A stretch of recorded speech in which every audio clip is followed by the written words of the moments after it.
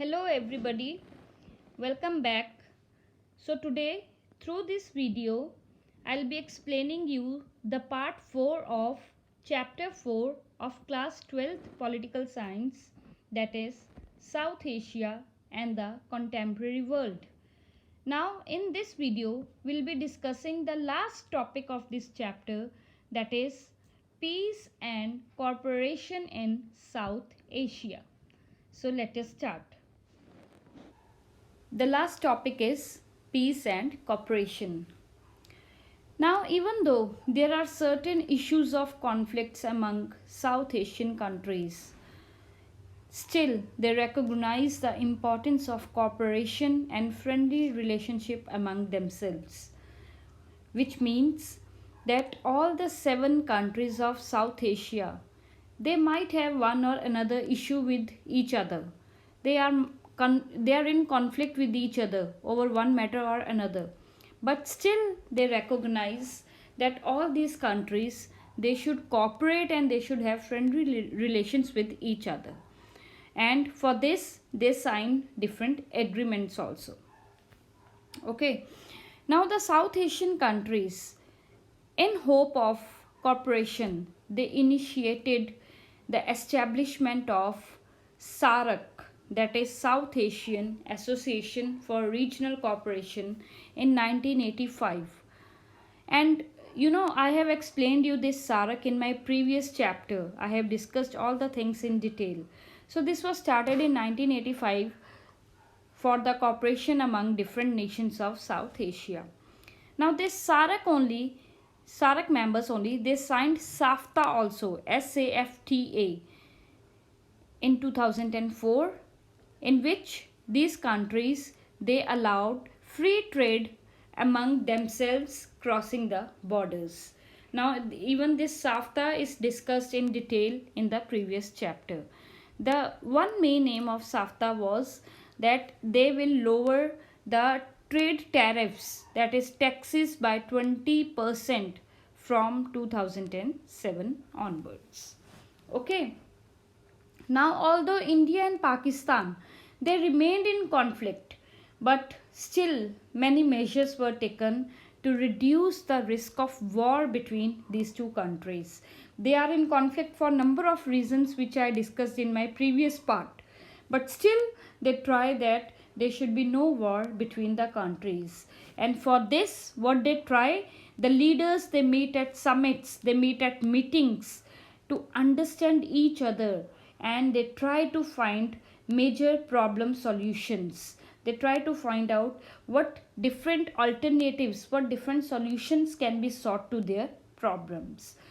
In this context only, to develop more cooperation among India and Pakistan, various bus routes were opened up between the two countries, so that people of two countries, they can cooperate with each other and they can understand each other better. Then apart from it, trade was also started between the two parts of Punjab, the part of Punjab in India and the part of Punjab in Pakistan. So trade was started in Punjab. And last and not the least, even both the countries, they have given visas more easily to their citizens, so that people of both the countries, they can visit each other's countries. So these are some of the steps which were taken by India and Pakistan, so that they could minimize the risk of war between them and they could develop more understanding with each other. Then after that, there is also an outside power which influenced the region. The outside power which influenced this region, this South Asia, is US and China. Now these international players, that is US and China, they remain important, always they remained important in South Asian politics. They were very dominant in South Asian politics. And although the relations of India and China, that is Sino, Sino-Indian relations, have improved with time, or we didn't have very good relations with China earlier. We had border dispute. Today also we had border dispute, but still India and China, they have tried to improve their relations.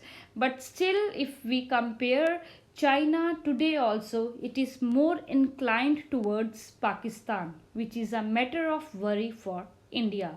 Means if China has to choose one, then definitely they will choose Pakistan, which is a matter of worry for Indians. Then if we talk of US, United States, they have very good relations both with India and Pakistan. And US, it acts as a moderator means they try to console India and Pakistan government, and they try to bring both the countries closer. Then liberal economic policies and economic growth in both the countries, it has increased India's Americans depth in this region. Means America has become more interested in this region because of liberal economic policies, free economic policies, and economic growth in this area. That is why America is more interested. Then the large South Asian diaspora. I told you what is diaspora. The non-resident Indians, the people who are of Indian origin but they are living in another countries. There is huge South Asian diaspora in US.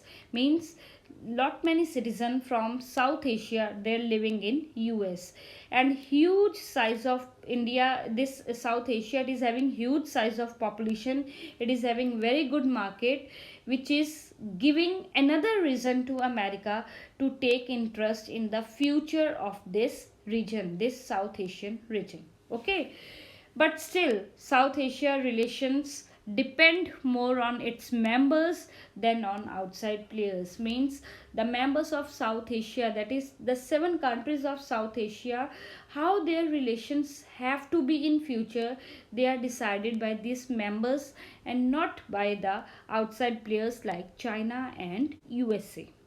So that's all with this topic. Well, with this, I finish up with chapter 4, that is South Asia and the Contemporary World. I hope the chapter is clear to everybody and expect you to watch all the 4 videos, that is, all the 4 parts of this chapter carefully. Thank you so much.